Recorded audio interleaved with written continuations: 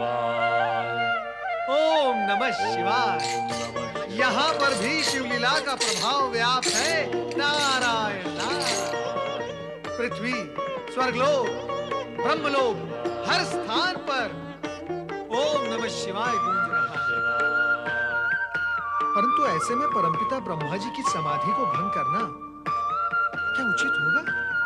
चलो नारद।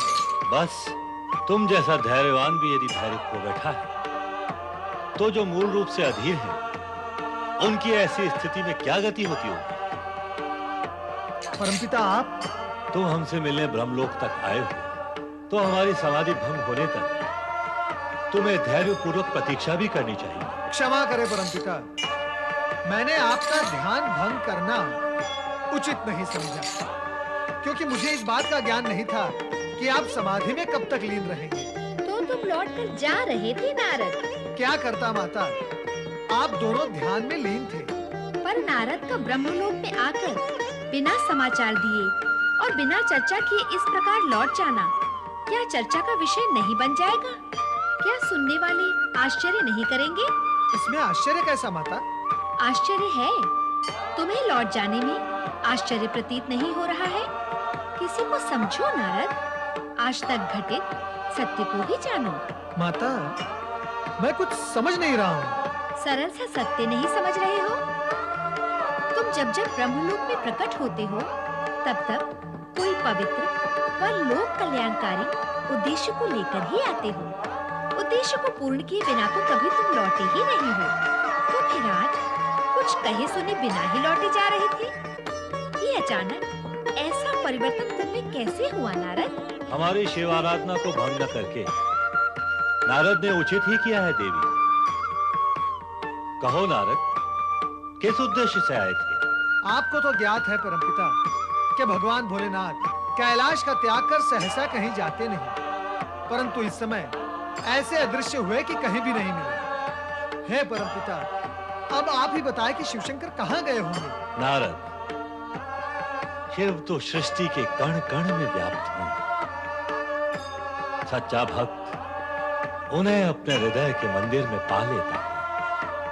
हम ध्यान करते हुए इस समय उन्हीं के दर्शन कर रहे थे। आश्चर्य यह भी है कि तुम्हें उनके दर्शन क्यों नहीं हो रहे हैं? परमपिता, शिव लीला के साथ साथ क्या आपकी लीला भी जुड़ी हुई है? कृपया आप विनोद न करें। भगवान भोलेनाथ के कैलाश से अचानक अदृश्य होने पर संपूर्ण शिव परिवार चिंतित है। नाथ, नारद की बातें सुनकर अब मैं भी शिव के विषय में जानने के लिए उत्सुक हो गई हूँ। कृपया बताएं कि वे कहाँ हैं? यह शिव के अवधूतेश्वर अवतार धारण करने की पूर्व भूमिका है। शिव अदृश्य रहकर भी कैलाश में ही अवधूतेश्वर के रूप में शीघ्र ही प्रकट होंगे। तत्पश्चात उनके द्वारा कई आश्चर्यजनक घटनाओं का सूत्रपात होगा। ओम नमः शिवाय। ओम नमः शिवाय। ओम नमः शिवाय। ओम नमः शिवाय। ओम नमः शिवाय। ओम नमः शिवाय। ओम नमः शिवाय।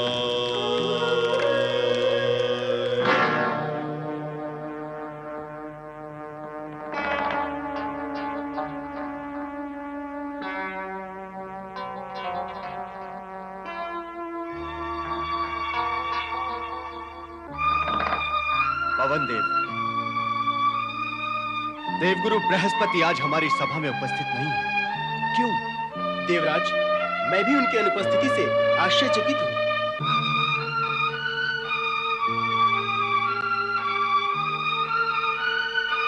वरुण देव, आपका क्या कहना है इस विषय में? देवगुरु बृहस्पति कहाँ है? मैं स्वयं अनभिज्ञ हूँ देवराज। क्या कहूँ, वे विगत अनेक दिनों से देव सभा में नहीं आए हैं। आना चाहिए उन्हें। देवगुरु है वो। देवगण को परामर्श देने के लिए उन्हें साथ में सदा यहाँ उपस्थित रहना है। हाँ देवराज, आए दिन देवगण पर संकट आते रहते हैं। उसके निवारण के लिए देवगुरु का परामर्श की आवश्यकता कभी भी पड़ सकती है। ऐसे में देवगुरु को देव सभा में उपस्थित रहना नितांत आवश्यक है। इस सभा में उनकी उपस्थिति अत्यंत अनिवार्य है। ये जाकर हमारा आदेश उन्हें सुना दिया जाए। जैसी आपकी आज्ञा देवराज। ओम नमः शिवाय।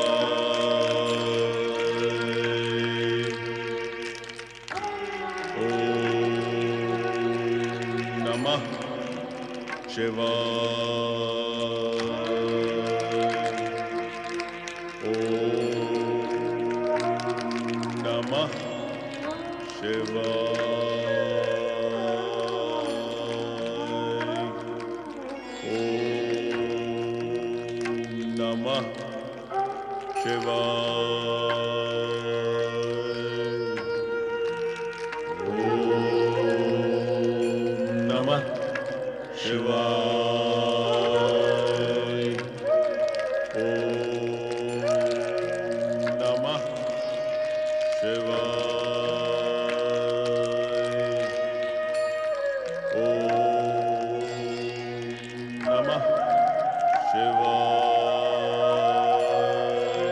गुरुवर, नमः शिवाय। गुरुवर, नमः शिवाय। गुरुवर, नमः शिवाय।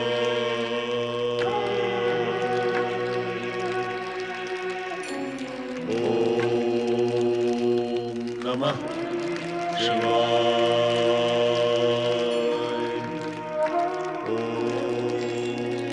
नमः शिवाय। नमः शिवाय। नमः शिवाय। देवगुरु बृहस्पति, देवगुरु, आप इस प्रकार हमारा अपमान करके अपने पद और अपनी प्रतिष्ठा दोनों का दुरुपयोग कर रहे हैं। मौन रहकर कहना क्या चाहते हैं आप? देवराज,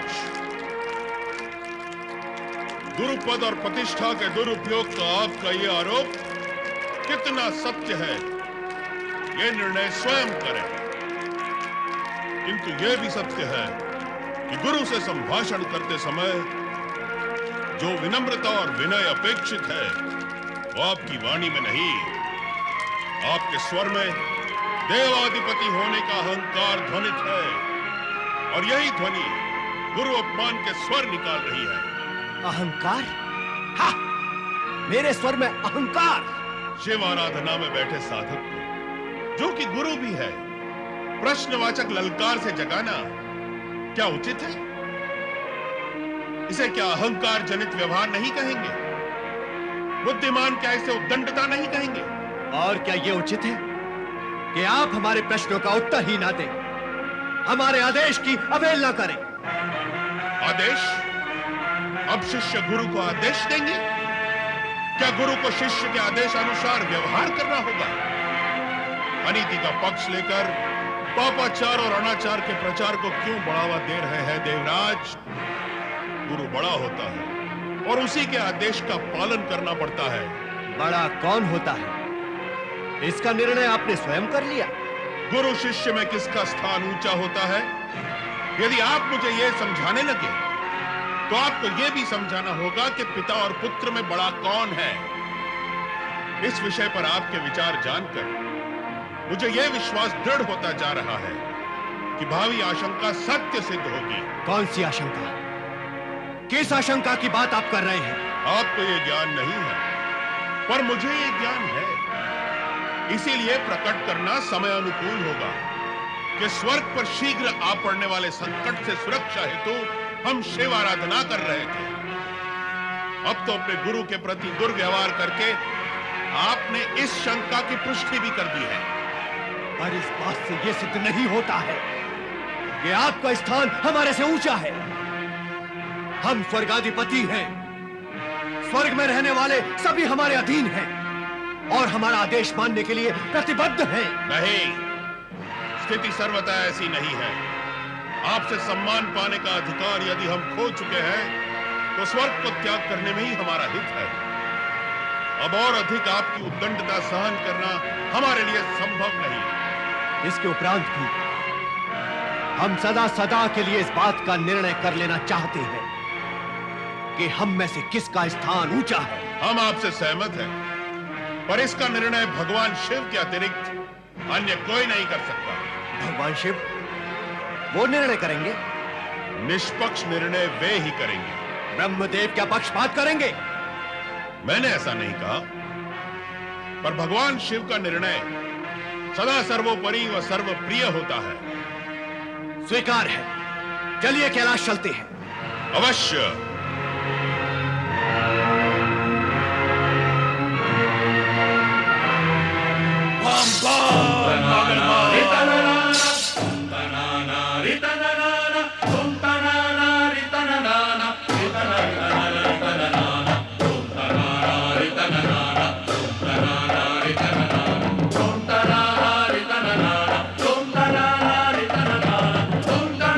भगवान शिव के दर्शन करना चाहते हैं।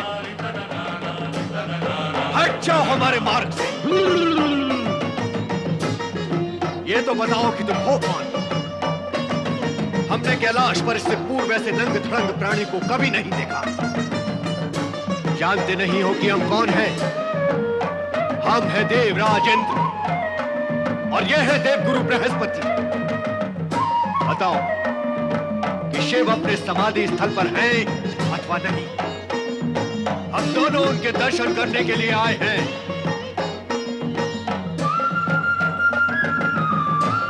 अरे दुर्मति, बोल, तेरे मुख में डिब्बा है भी कि नहीं? बार बार प्रश्न करने पर भी तू उत्तर क्यों नहीं देता? इतने समय से तूने मेरा मार्ग अपना कारण भी नहीं बताता है, मुख से कुछ बोलता भी नहीं है।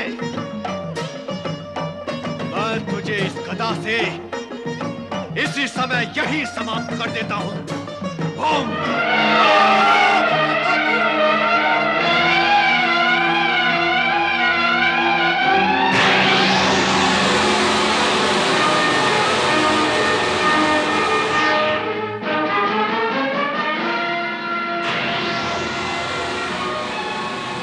सावधान देवराज, आपके अहंकार ने भगवान शिव की क्रोधाग्नि को उत्तेजित कर दिया है।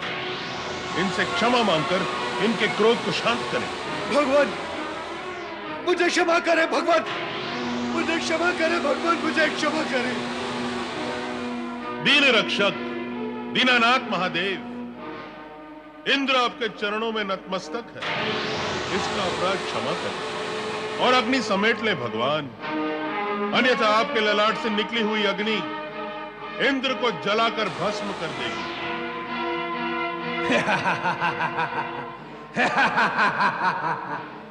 देवगुरु बृहस्पति, क्या सर्प अपनी त्यागी हुई केचुल पुनः धारण करता है? हम भी अपने ललाट से निकली अग्नि को पुनः कैसे ग्रहण कर सकते हैं? देवादिदेव महादेव, आपके भक्त सदा ही आपकी कृपा के पात्र होते हैं। मैं भी आपका एक आराधक हूं। मेरी प्रार्थना स्वीकार करें और मेरे शिष्य इंद्र को क्षमादान करें। उसकी रक्षा करें भगवान। बम बम मगड़ बम।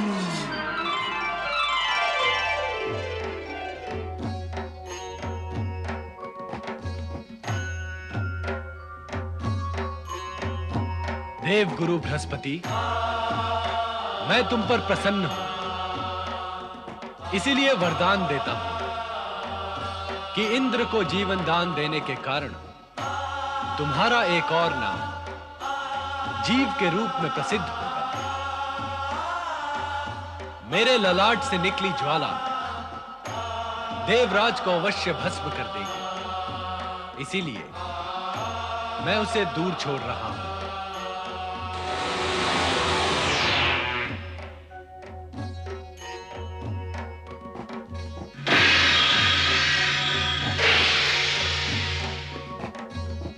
मुझे क्षमा करे भगवान, क्षमा करे, क्षमा करे।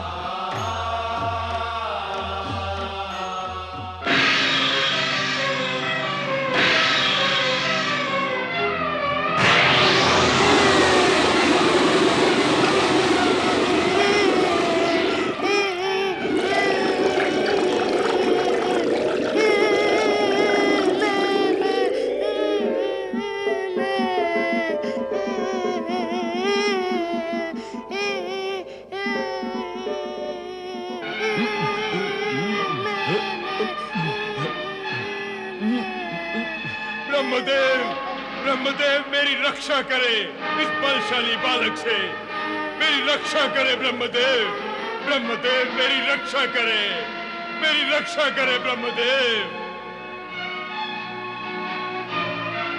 भयभीत न हो समुद्र देव, ये बालक मुझे दे दे।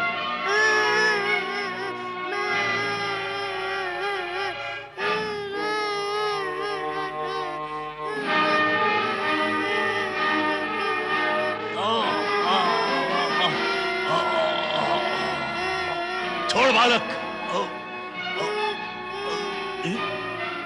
शुक्राचार्य, दैत्य गुरु शुक्राचार्य।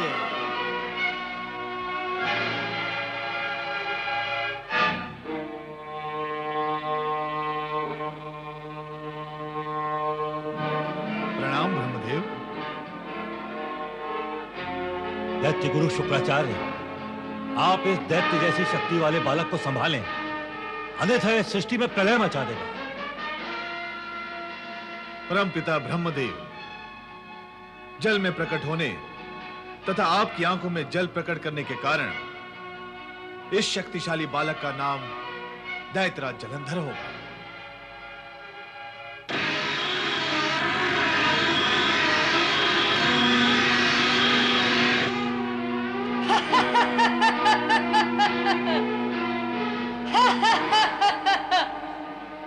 दैत्य शिरोमणि जलंधर, तुम दैत्यों के सम्राट बनकर उत्पन्न हुए हो। हाँ दैत्य गुरु शुक्राचार्य, जलंधर को दैत्यों का सम्राट बनाकर इसे उचित स्थान प्रदान करें। समुद्र देव, आपका यह पुत्र जलंधर अब त्रिलोक पर राज करेगा। हाँ। आओ मेरे साथ। विधि ने यदि विधान में यही लिखा है तो ऐसा ही होगा। देवराज इंद्र की जय, देवगुरु बृहस्पति की जय, देवराज इंद्र की जय, देवगुरु बृहस्पति की जय, देवराज इंद्र की जय, देवगुरु बृहस्पति की जय। आसन ग्रहण करें गुरुदेव। देवगण, आज मैं आपको एक महत्वपूर्ण समाचार सुनाता हूं, जिसे सुनकर आप सभी प्रसन्न हो जाएंगे। तो शीघ्र ही बताइए देवराज। हाँ हाँ शीघ्र बताइए देवराज। ऐसी सूचना सुनने के लिए हम सब अधीर हैं। देवगुरु बृहस्पति से हमारे मतभेद होने के उपरांत भी इन्होंने हमारे प्राणों की रक्षा की। देवगुरु बृहस्पति की जय। पर देवराज, आपके प्राणों पर संकट आया कैसे? रक्षा करने का प्रसंग उपस्थित हुआ कैसे? और रक्षा की किससे? भगवान भोलेनाथ शिव शंकर से। भगवान भोलेनाथ शिव शंकर से? शिव शंकर ने? पर देवराज, शिव शंकर के कारण आपके प्राण संकट में आए कैसे? भगवान भोलेनाथ तो प्राण रक्षक हैं, उनके कारण कभी किसी के प्राणों पर संकट आता ही नहीं। सत्य तो यही है, किंतु विरुद्ध आचरण करने पर रक्षक ही भक्षक भी हो जाते हैं। अर्थात आपने शिव शंकर के सम्मुख कोई अप्रिय अथवा विरुद्ध आचरण किया था? हाँ, अज्ञानवश। किंतु अज्ञानवश किया गया दुर्व्यवहार अप्रिय और दुष्परिणामक तो होता ही है। ऐसी ही स्थिति का निर्माण हो गया था। ऐसे में यदि देवगुरु बृहस्पति ने हमारी रक्षा ना की होती तो शिव शंकर हमें भस्म ही कर डालते। शिव प्रकोप से बचना अथवा रक्षा करना भी सरल कार्य नहीं है, किंतु शिव आराधना के कारण भगवान शिव ने हमारी प्रार्थना स्वीकार कर ली और देवराज को भयमुक्त किया है। अब तो मुझे यह स्वीकार करने में किंचित भी संकोच नहीं है कि शिव आराधना से ही शिव कृपा प्राप्त होती है, और जिन्हें शिव कृपा प्राप्त होती है वो ही देवगुरु की भांति चमत्कार कर सकते हैं। अब तो मुझे यह स्वीकार करने में भी किंचित संकोच नहीं है कि हम पर जो संकट आया वो देवगुरु बृहस्पति की अवज्ञा के कारण ही आया। गुरु की अवज्ञा के कारण? हाँ, गुरु का अपमान करने वाले का अपमान होना एक निश्चित सत्य है। इसका कटु अनुभव हमें हुआ है, हम इसके प्रत्यक्ष प्रमाण हैं। इतने पर भी देवगुरु ने अपने मतभेदों का ध्यान ना रखते हुए अपना गुरु कर्तव्य निभाया। हमने क्या किया है देवराज? जो भी हुआ है शिव कृपा से हुआ है। शिव कृपा मुझ पर नहीं, आप पर थी। मैंने स्वयं को आपसे ऊंचे स्थान का अधिकारी समझा, आपका अपमान किया, इसीलिए भगवान शिव मुझसे रुष्ट हुए। किंतु आपके मन में भेद नहीं था, इसीलिए आपने सारे मतभेद बुलाकर शिव कृपा का हमें लाभ देकर हमारे प्राणों की रक्षा की। गुरुदेव, इसके लिए मैं आपका सदा ही आभारी रहूंगा। देवगुरु बृहस्पति की जय। गुरुदेव की जय हो, गुरुदेव की जय हो, गुरुदेव की जय हो, गुरुदेव की जय हो। आयुष्मान भव पुत्र। ये लो, ये गदा है जलंधर, इसे ऐसे पकड़ो। शत्रु पर जब वार करना हो तो उसकी शक्ति को पहचानो, पहचानो कि वो कितना बलशाली है। अब तुम मुझे मारोगे, यहां मारो, यहां मारो। अब मैं तुम्हें मारता हूं, तुम्हारे शीश पे मारता हूं, संभालो। अति उत्तम, अति उत्तम। अब तुम मुझे मारते हुए आगे बढ़ोगे, मारो मुझे।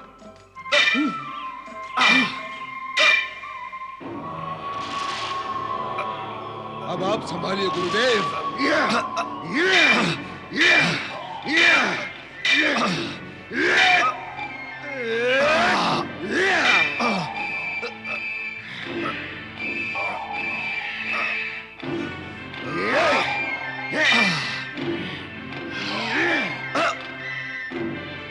धन्यवाद जलंधर, गदा युद्ध में अब तुम निपुण हो गए।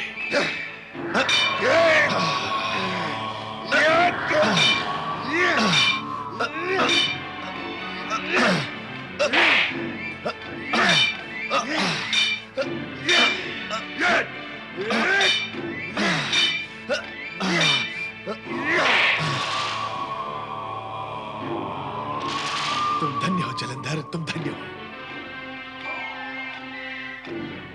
सामने वो मटका देख रहे हो,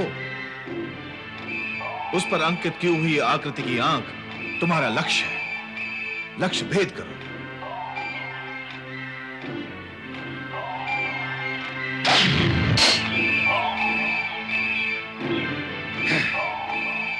जलंधर, ये वायु अस्त्र है, मंत्र पढ़कर सिद्धि करो।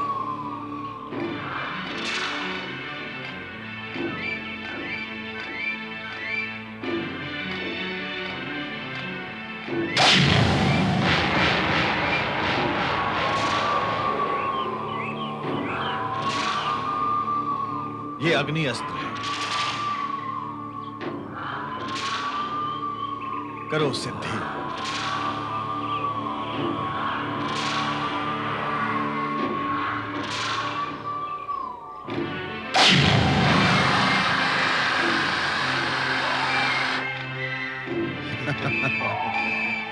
ये मेघास्त्र है, करो जल की वर्षा।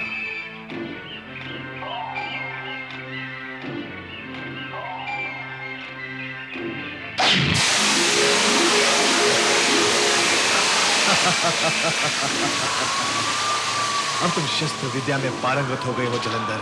आप जैसे गुरु से शिक्षा प्राप्त करके कौन पारंगत नहीं होगा? अब शीघ्र ही तुम्हारी विजय यात्रा आरंभ होगी जलंधर। देवर्षि का स्वागत है। पधारे देवर्षि। देव ऋषि के आगमन से वातावरण आनंदमय हो गया। देवगुरु स्वर्ग का वातावरण आनंदमय तो अवश्य हो गया, किंतु पृथ्वी पर एक नया संकट आ गया है। कैसा संकट देवर्षि? देवराज, आपने गुरु की महिमा को समझा, यह तो मंगलकारी हुआ, परंतु आपके द्वारा अवधूत के प्रति किए गए दुर्व्यवहार के कारण अवधूतेश्वर को जलंधर नामक भयानक दैत्यराज को उत्पन्न करने के लिए विवश होना पड़ा। दैत्यराज? जलंधर? हाँ देवराज, दैत्य गुरु शुक्राचार्य ने उसे तीनों लोकों का अधिपति बनने की प्रेरणा दी है। अब वो उनकी प्रेरणा से शीघ्र ही स्वर्ग पर आक्रमण करेगा। स्वर्ग पर आक्रमण करेगा? पर क्यों आक्रमण करेगा? देवराज, देवगुरु बृहस्पति ने आपको शिव प्रकोप से तो बचा लिया, परंतु अपने ही मुख से कहे गए अपशब्द और दुर्व्यवहार से आपको कौन बचाएगा? परंतु देवर्षि, वो प्रसंग तो समाप्त हो गया है ना? नारायण नारायण, आपको लगता है कि प्रसंग समाप्त हो गया है, किंतु विधि के विधान में ऐसा नहीं होता देवराज। तो फिर कैसा होता है देवर्षि? देवराज, विधि के विधान का यह अटूट नियम है कि प्राणी द्वारा बोला गया अपशब्द और किया गया दुर्व्यवहार यात्रा करते हैं। क्या अपशब्द और दुर्व्यवहार यात्रा करते हैं? हाँ देवराज, लंबी यात्रा करते हैं। जहां से ये उत्पन्न होते हैं वहीं से इनकी यात्रा प्रारंभ होती है और यात्रा काल में अधिक शक्तिशाली, विपदाकारी और संकटमय बनकर पुनः वही आ गिरते हैं जहां से ये उत्पन्न हुए थे, और वहां गिरने के बाद उसे भी गिराते हैं जिसने उन्हें उत्पन्न किया था। आपके अपशब्द और आपका दुर्व्यवहार दोनों जीवित है देवराज। ब्रह्मांड की कोई भी शक्ति उनसे आपकी रक्षा नहीं कर सकती। वो रूप बदल कर आएंगे, अवश्य आएंगे। अतः आप सावधान रहे देवराज। नारायण नारायण। देवगुरु। हाँ देवराज, आपको जलंधर से सावधान रहना होगा।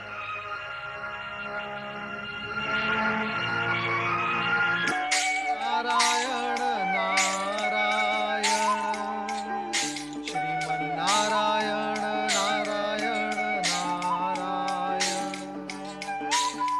नारायण नारायण नारायण, श्रीमन नारायण नारायण नारायण।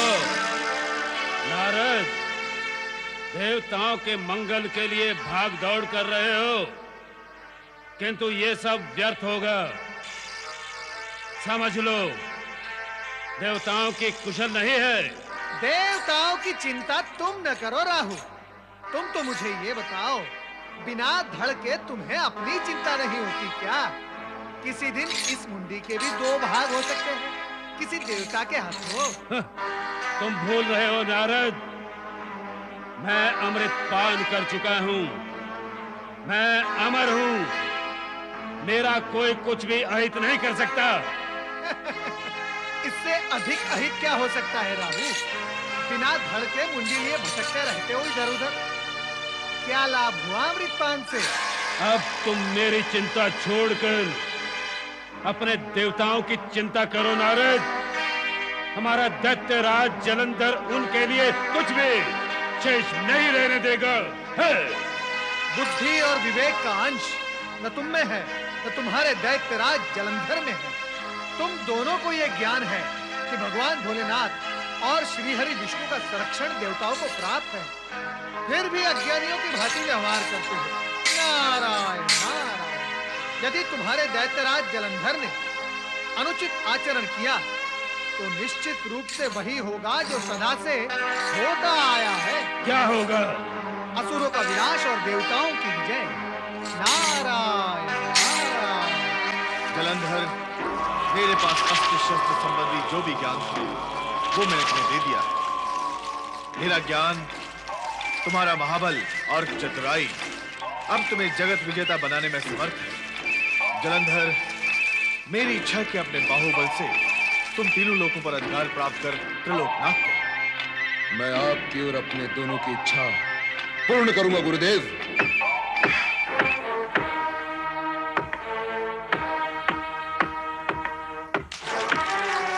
ठहरो, मैंने कहा ठहरो। ये क्या कर रहे हो तुम? हरे भरे वृक्ष काटकर वन संपदा नष्ट क्यों कर रहे हो? मुनि बाबा, अपनी आंखों में हाथ रखो, निकल जाना यहाँ से। अरे दुष्ट, अनुचित करता है, अनुचित बोलता भी है। तेरा यह दुष्कृत जगत देखेगा तो तुझे रोका टोका अवश्य जाएगा, नहीं मानेगा तो तुझे दंड भी मिलेगा। अरे बुड्ढे, क्यों मूड मारता है रे? ये वृक्ष काटने से तेरा क्या जाता है? अरे इससे मेरा ही नहीं, सारे संसार का सुख और आनंद जाता है। वृक्ष काटने से वायु की शुद्धता कम होती है, वातावरण दूषित होता है। इससे प्राकृतिक संपदा और सामग्री तो नष्ट हो ही जाती है, साथ ही रोग और व्याधियां भी बढ़ जाती हैं। मानव अकाल मृत्यु मरने लगते हैं। ए बाबा, क्यों अकाल मृत्यु मरना चाहता है? जा अपना काम कर, हमें अपना काम करने दे। दुर्बुद्धि, तू इसका परिणाम नहीं जानता। परिणाम तुझे हम बताते हैं।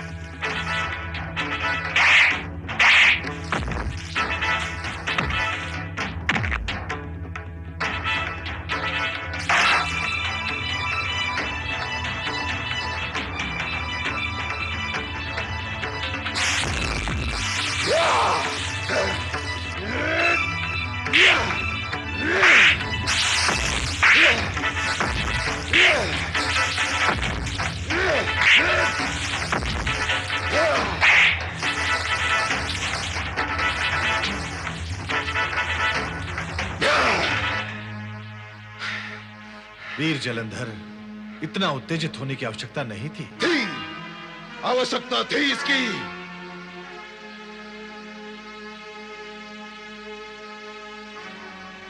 थी गुरुदेव, इसकी आवश्यकता थी। जिसने मुझे नया जीवन दिया, उसके जीवन पर आंच आएगी तो क्या मैं खड़ा खड़ा देखता रहूंगा? नहीं, कदापि नहीं गुरुदेव। जो मेरे गुरुदेव का अपमान करेगा, मैं उसके जीवन का विराम ही कर दूंगा। हाँ गुरुदेव। मेरे ही द्वारा आयोजित परीक्षा में जलंधर सफल हो गया।